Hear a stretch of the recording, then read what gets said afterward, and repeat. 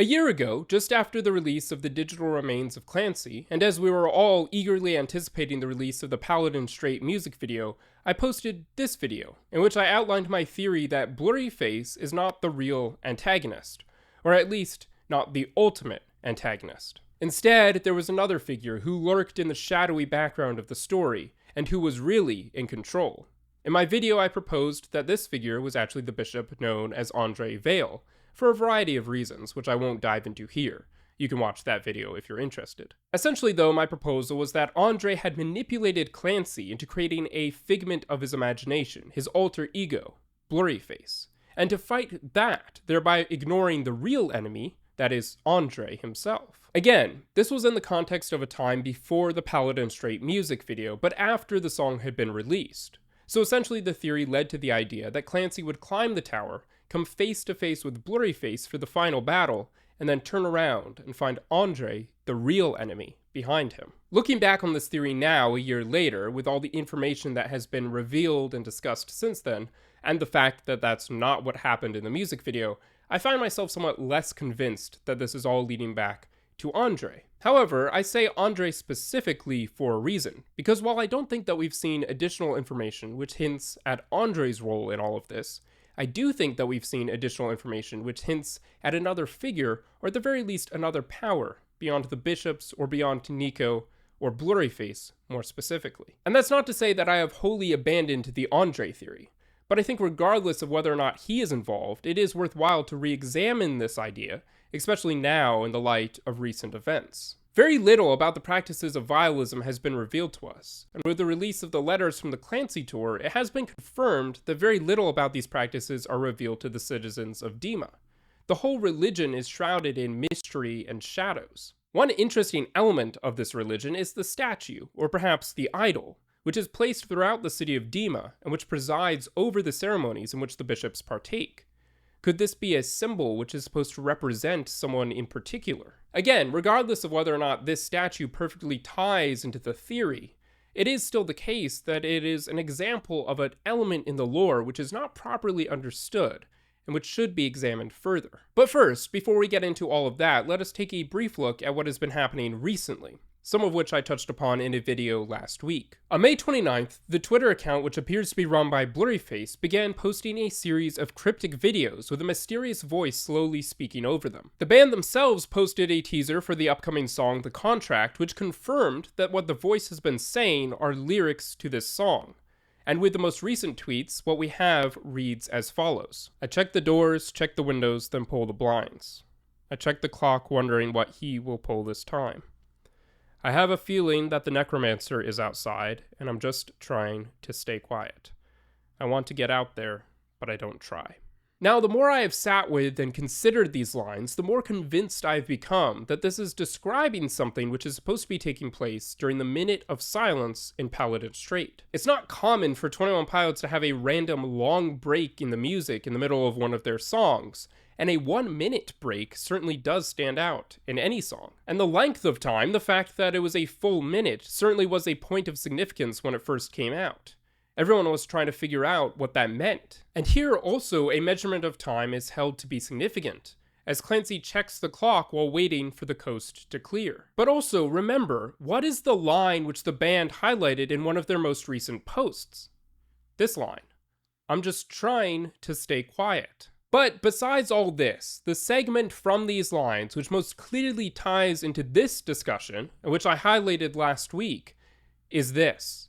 I have a feeling that the Necromancer is outside. Who is this Necromancer? This is not a figure who has been explored in the lore so far, and while it could simply be referring to one of the existing characters, such as Clancy or Josh or even Nico, I do think there's a good chance that it could be signifying someone else entirely. Someone who is not one of the 9 bishops of Dema, but to whom they are subservient.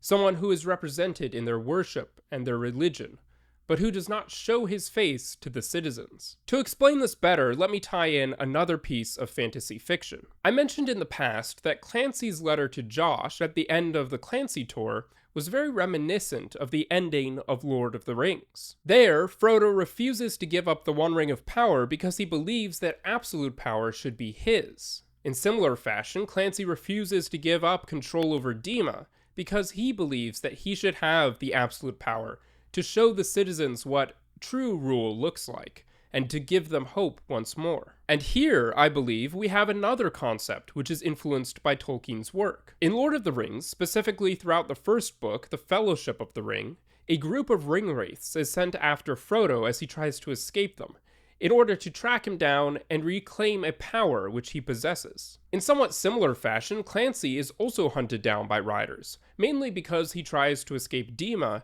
but also, as he tells us, because he is an exception, and able to wield the power of seizing, something which formerly only bishops were able to do. Now, that isn't really the best comparison, and the similarity here is a bit of a stretch, but that isn't my main point. There is something which is much more interesting about this connection. The ringwraiths ride horses and wear hooded cloaks which obscure their face, and there are 9 of them. One of them, the Witch King of Angmar, is the leader of the group, but neither they nor him are the ultimate enemy, nor do they possess or control the power which they seek and wield. There is another greater power, Sauron, who lurks in the shadows, whose mutant armies come from the earth, which he sends out to fight against and subdue the free people. And he lives in a tower at the top of which is a fiery all-seeing eye, and especially with the start of the Clancy era, the imagery of eyes has become more and more important. Now, I am not at all trying to imply that the story of Clancy is a direct copy of Lord of the Rings. I think it is pretty easy to see that it is not. But I do think that trilogy does play an influence in certain elements of the story,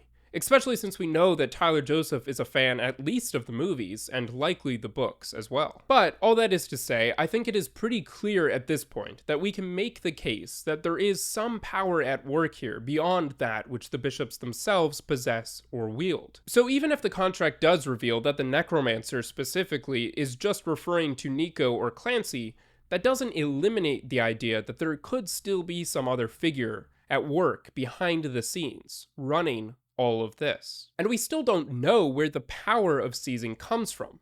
I don't mean how it is used or who can control it, but by what power do Clancy and the bishops seize dead vessels? And perhaps we will never know the answer to that question, but I do hope that over this upcoming Breach era, we do see a confirmation or rejection of this main idea, that there is someone else, some other figure higher than Nico and the Niners. And so, with this, we find ourselves at the end of the Exploring Dema series. I began this particular collection of videos almost a year ago, in the aftermath of the music video of Paladin Strait.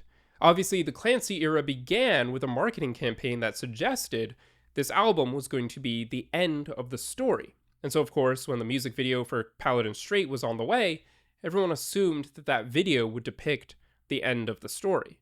But instead, it just left us with a cliffhanger. So I gathered together a set of key questions which were still left unanswered, and set about trying to answer them over the next few months, while at the same time acknowledging that many of these would remain unanswered, or at least not have a satisfactory answer. Now, with this, the final question from that list having been explored, and with the contract about to release, we are standing on the threshold of a new album era. I am very much looking forward to what is coming next, and I'm excited to discuss all of it with you very soon. With that being said, thank you for watching, and be sure to comment your own thoughts on this theory below. And don't forget to subscribe for more music commentary and reviews.